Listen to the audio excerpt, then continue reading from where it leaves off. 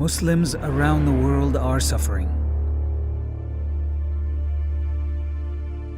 From China to Kashmir to Syria and Lebanon, and in many other countries. Even in America, Muslim students struggle to find good schools that are strong in the Islamic knowledge. Help the Association of Islamic Charitable Projects support and strengthen our Muslim communities. Donate generously this Ramadan for the benefit of your Muslim brothers and sisters.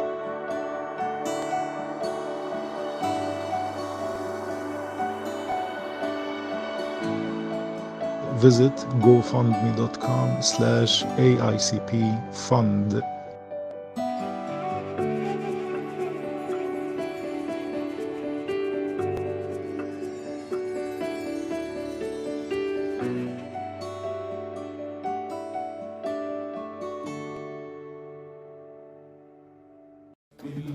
بالخير هيا بنا نلقاه في يومنا يا سادتي يا كرام سيروا لنيل المنى بالخير هيا بنا نلقاه في يومنا يا سادتي يا كرام سيروا لنيل المنى سيروا لنيل المنى. بسم الله الرحمن الرحيم الحمد لله رب العالمين وصلى الله على سيدنا محمد وعلى آله وأصحابه الطيبين الطاهرين. We start with the name of Allah. We praise and thank Allah for all of the endowments He bestowed, without Allah, the Exalted, being obligated to give anything. And we ask Allah to raise the rank of Prophet Muhammad alayhi salatu wassalam, and to protect the nation of Prophet Muhammad sallallahu alayhi wasallam from what he feared for it. Thereafter, previously, we spoke about the integrals of the two speeches, which are alhamd for Allah, sending the salah upon the Prophet, and ordering with God-fearingness in both of the two speeches, and for one to recite a verse that is complete, a whole verse, an entire verse that has a sought meaning, not a verse that only gives not a complete meaning, and that they will recite that verse in either of the two speeches, although it's better to recite it in the first, and that one would make supplication, dua, for the Muslims, and that must be done in the second speech. We also talked about the conditions for the two speeches, among them being clear of the two states of ritual impurity and from the najis filth in one's clothing, place of prayer, what one carries, and one's body, and that one would cover their unlawful nakedness by concealing the color of their hair and skin of what's between the navel and the knees from every direction except underneath, and that one would stand for the two speeches if able and sit between the two speeches and have succession in the integrals of the two speeches and between the two speeches and the prayer and other valuable matters that we reviewed in the last session.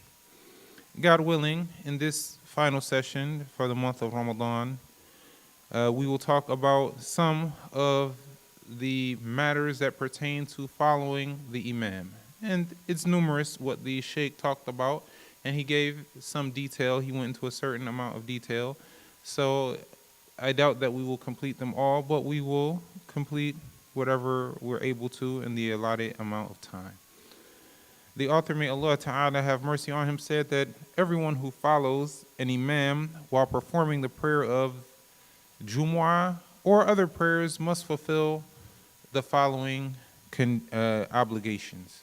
And there are certain things that a person must observe and adhere to for the validity of one's prayer if they intend to follow someone else, to follow an imam. He said, the follower must not be ahead of one's imam in the standing position or the opening Allahu Akbar statement. The prayer of the follower is invalid if one says one's opening Allahu Akbar during that of the imam. Simultaneity with the imam in other parts of the prayer is disliked, that is, in other parts, not this part, the opening takbirah, is disliked, he said, with the exception of saying Ameen. So for the follower to say Ameen for the completion of the recitation of Al-Fatiha of the Imam, saying that with the Imam at the same time, this is something that is actually recommended. Explaining that, he said it is obligatory upon whoever wanted to follow another in the prayer, whether the Friday prayer or other prayers, to observe the conditions of following the Imam that he wants to follow. These conditions are 6. He said that one does not know of the invalidity of the prayer of the Imam. So if the follower knew that the Imam's prayer is invalid, then he does not follow that Imam. He said whether that was due to ritual impurity or other matters, like if the follower knew that the Imam was not on wudu, or like knowing of unexempted najis filth on the clothes of the Imam. Then, if one, in spite of that knowledge, followed him, his prayer would be invalid in this case. Then he said, number 2 of 6, to not believe that the prayer of the Imam is invalid. That is, sometimes a person will have a dhann that the prayer of the Imam is not valid.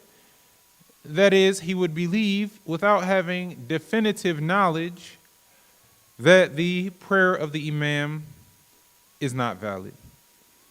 He said, thus, had 2 individuals made a determination for the prayer direction, but their conclusions differed.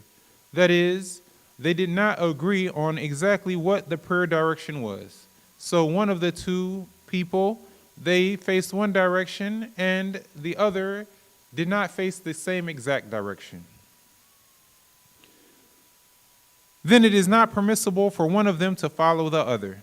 This is because, from the perspective of one, the other is not praying the right direction, and from the perspective of the other, the first is not praying the right direction.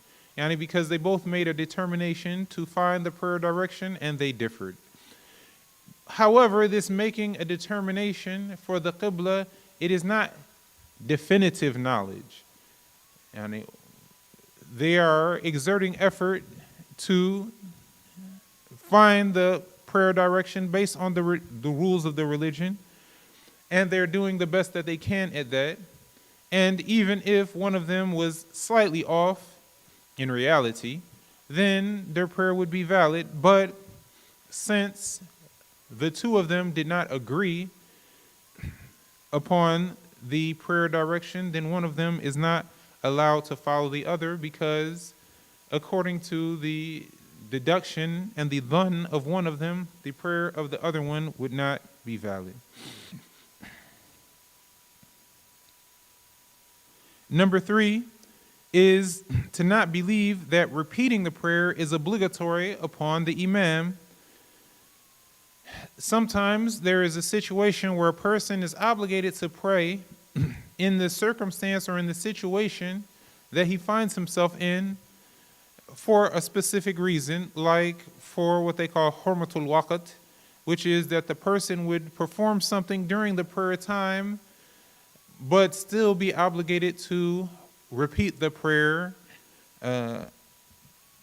again later once that circumstance that he was in is lifted. Sometimes, for example, the scholars would say if a person, sometimes a person, for example, would not be able to make a determination for the qibla, for example, so then he would pray in whatever circumstance he was in, and then he would, when he's able to make a determination, he would repeat that prayer, for example. So, among the conditions for following the imam is not to believe that the imam's prayer must be repeated, that the imam will be obligated to re-perform that prayer. He said, like the one who performed tayammum, dry purification, due to lack of water, not due to illness, and he did that in an area where water is usually available. So in this circumstance, the person would make up this prayer when they find water, for example. So then, in this case, if the imam was in that circumstance, then the follower would not follow him. He said it is not permissible to follow one who is in this case because it is a must for this one, yani the one who we're calling the imam in this case, to repeat their prayer. A similar case is the one who put a cast on the limb of tayammum. He said number 4 is not to doubt if the imam is following or leading. Yeah, this is a circumstance where if the follower, if the person who wants to follow came upon two people who were praying together, but he was unsure which one was the imam and which one was the follower, then it's not permissible for him to follow either one of them. This could happen, for example, if two people were praying together, but they were praying side by side, instead of the follower standing somewhat behind the imam, even by a little bit. And so because of this, it was unclear which of them was the imam and which one was the follower. He said, following whoever one doubts about if he is the imam or not is prohibited. Yani, is he the imam or the follower? Then it is not permissible to follow him. He said, more so, following whoever one knows is a follower is prohibited. Yani, so this means to follow someone who one knows is a follower while he is still actively following. Not the circumstance where the person was following an imam. However, he was considered late to the prayer, for example, so he did not pray with the imam all of the rak'ah that the imam prayed. And then after the imam completes his prayer, he stands up to complete his own prayer. In this case, following this person would not be prohibited. It would be valid. It would be valid in this case. This reminds me of a certain circumstance that happened in the past that shows the importance of a person being very precise in their question. And for it to be very important that the person giving the judgment is understanding what is being asked. Otherwise, it could lead to confusion, lack of clarity. On a certain occasion, I asked a person, is it permissible for a person to follow the follower? He said, yes. Then, in another situation, I asked a person, is it permissible for a person to follow a follower? He said, no. So then, it crossed my mind, these two people are giving two contradictory judgments about the same case. Then, later, I learned that this exact judgment, that if a person was following an imam and he was still actively following that imam, they were both still involved in the prayer, that it's prohibited to follow the follower, to intend to make this one who is a follower of another imam your imam. So that is prohibited. So that was apparently the understanding of one of those who I asked the question to. He understood that I was asking, is it permissible to follow a person who is actively following an imam? He said no to the answer to the question. Then, additionally, we learned that, however, if a person had been a follower, he was following an imam, but that imam, he had completed his prayer, and so this person who was once a follower now stands up to complete whatever raka'at, whatever cycles of the prayer that he did not reach and pray with the imam. Then, if one followed this person, his prayer would be valid. And so apparently that was the understanding of the other person who I asked the question to. And so, because I asked the question in a way without going into more detail or clarity of exactly what I was talking about, one of them understood from my question one case, and one understood from my question another case. And so they gave two different judgments, but they were actually both the appropriate judgment for the case that they understood that I was asking. However, in my mind, I didn't understand their understanding. I didn't grasp what they were comprehending. And so, in my mind, I thought that there was a mistake, that someone was saying something contradictory to the saying of the other. And that didn't become clear to me until then. So, these types of things can occur if a person doesn't ask his question in a clear and precise way. He said, this is the case if one followed him before the completion of the imam's prayer. However, after the end of the prayer of the imam, following the one who was late, yani who was a late follower of him, of the imam, is valid. But if his situation was known, it is disliked. Meaning that if one knew that this person they want to follow had been following another imam, then it's better for him not to follow him. He said, thus, had one seen two people praying and doubted which one of them was the imam, following one of them would not be valid even if he made a determination to choose who to follow. It's because the doubt persisted in his mind who was the imam and who was the follower. So in this case, it is prohibited for him to follow either one of them. Then he said, among the conditions or among the matters that must be adhered to for the validity of following the imam is that the imam would not be one who does not recite the Fatiha properly, like being unable to utter a letter among the letters of the Fatiha, or being unable to pronounce them from their proper exits. This is something prohibited. A person would, that is, to follow someone in this case is something that one would avoid. He said, number 6, for the man not to follow the woman or the hermaphrodite whose gender was unknown. The hermaphrodite is the person who was born with both genitalia, the genitalia of the male and the female. This is not a third gender. This person would not be considered neither or both. Rather, in reality, they're either male or female. But there are some cases where there would be a period of time where it is unknown exactly which of the two genders the person is. So this person, which is called the mushkil, all right, this person, it is not permissible for the man to follow behind him because of the possibility that this person is actually a female. So the man can follow behind a man, but not follow behind a woman or the hermaphrodite whose gender was unknown. Then the Sheikh said, alert, it is permissible, that is tanbih, it is permissible for a woman to follow a man, and it is permissible for a woman to follow a hermaphrodite, or another woman. Yani, if the woman followed the hermaphrodite whose gender was unknown, then they're either following a man or a woman, and both of those are permissible for a woman to follow. So the woman, she can follow a man, a hermaphrodite, or another woman in the prayer.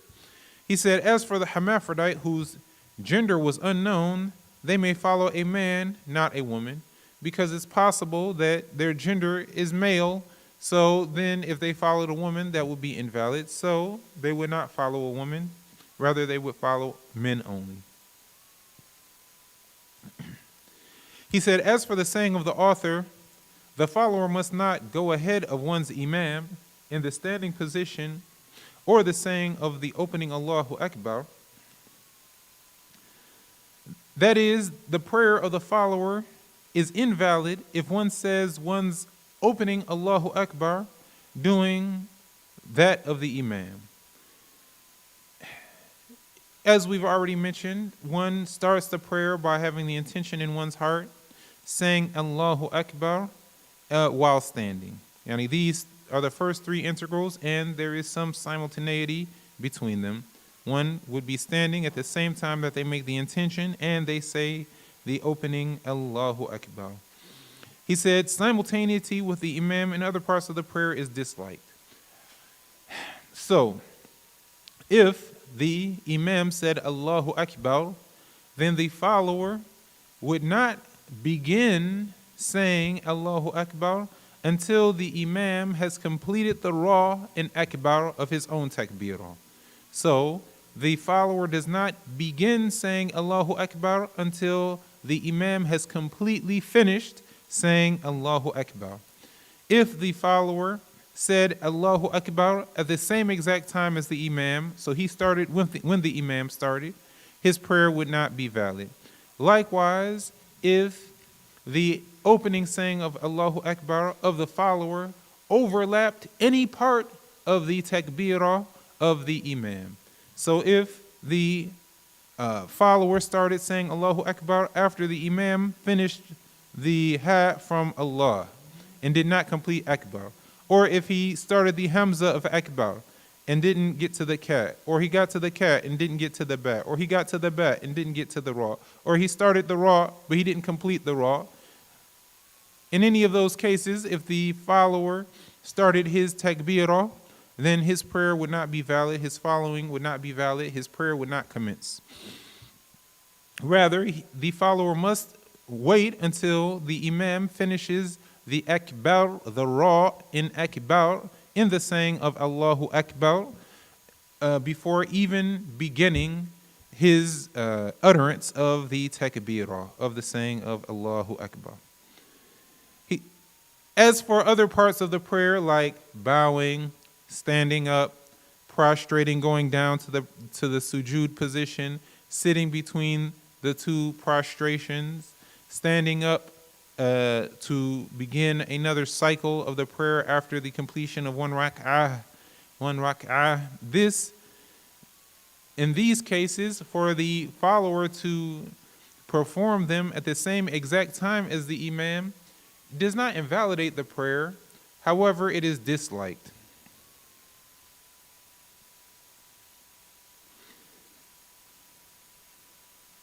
He said, with the exception of saying Ameen,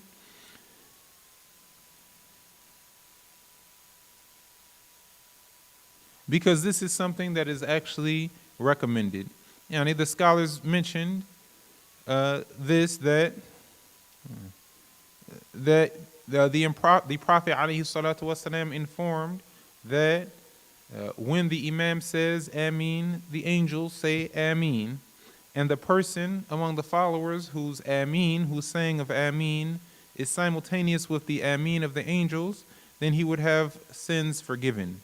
So it is good, it is desirable for one to say Ameen with the Ameen of the imam upon the completion of the imam's recitation of the Fatiha.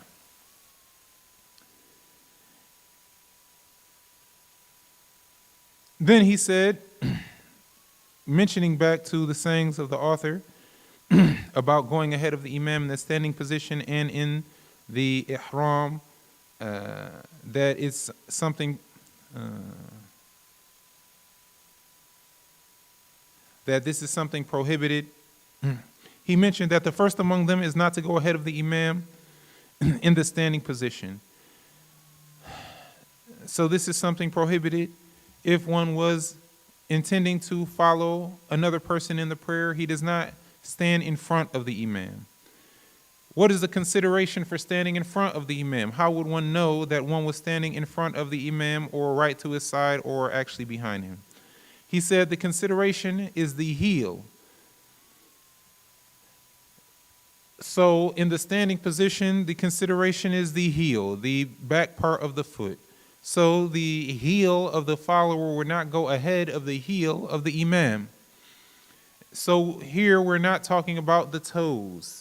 The toes of the feet, because it's possible that, for example, the imam would have small feet and the follower would have very large feet, and even though the follower's heel was behind the heel of the imam, his toes may reach and go ahead of the toes of the imam, but still, as long as his heel was behind the heels of the imam, then this would not invalidate his following.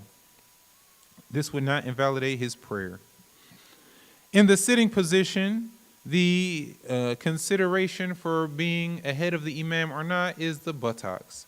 So the buttocks of the follower in the sitting position should not go ahead of the buttocks of the imam.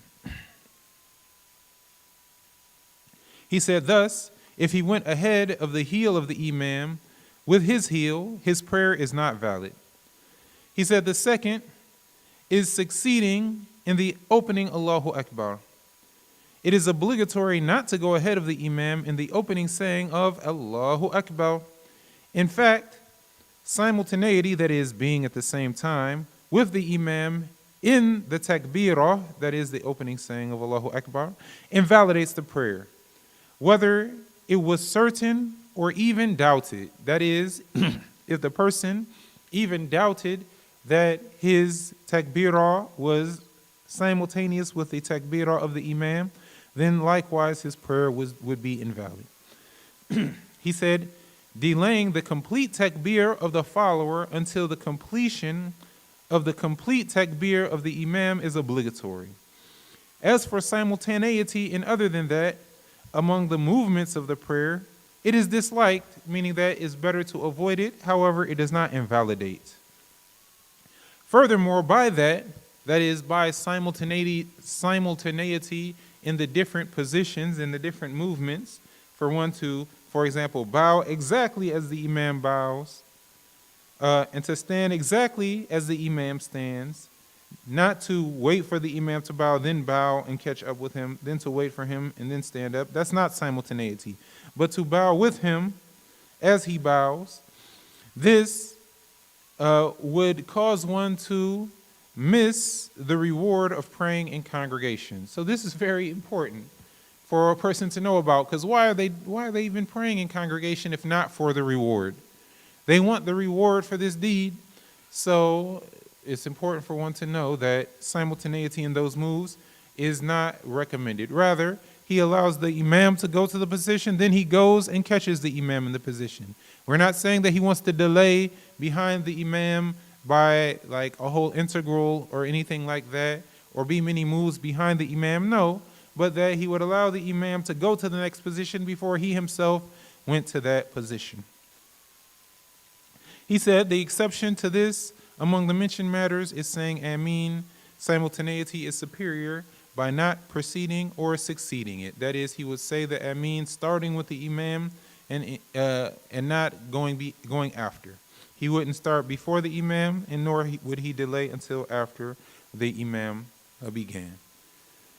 And with that, we've talked about some of the matters, the conditions for following the imam, and this is the amount of time that we have for this session. And God willing, we'll be able to continue these valuable sessions in the future at some later time. And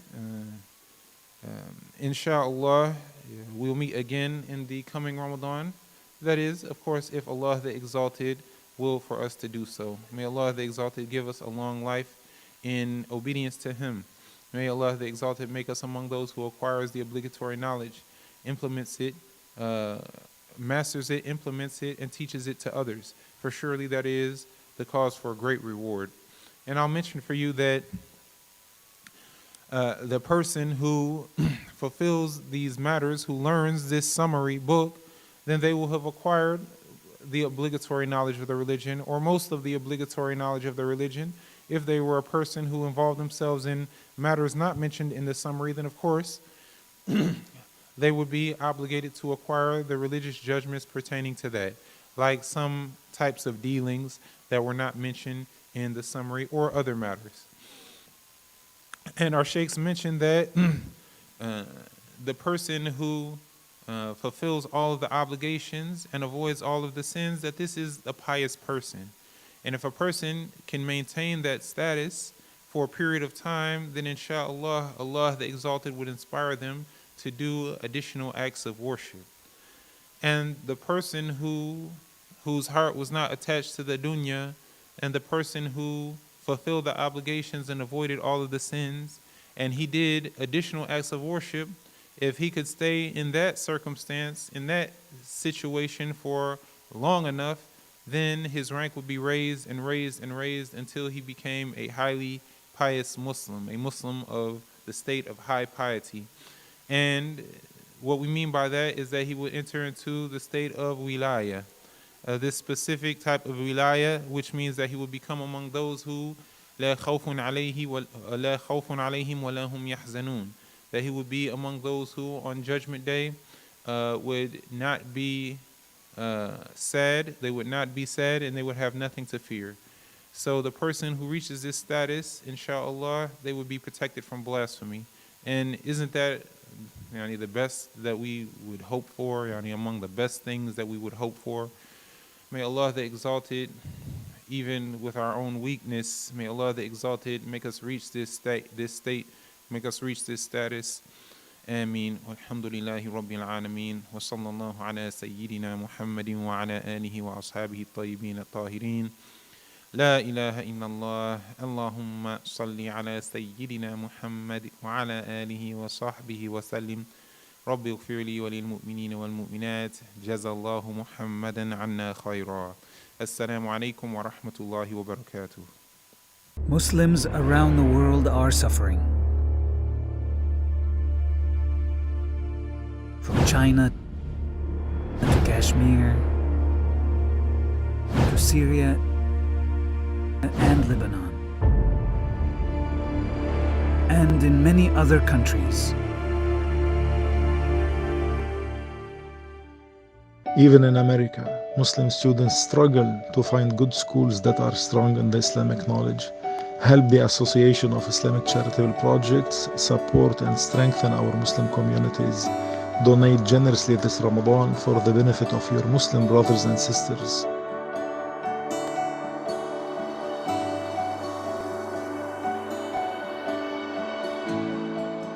Visit gofundme.com/AICP fund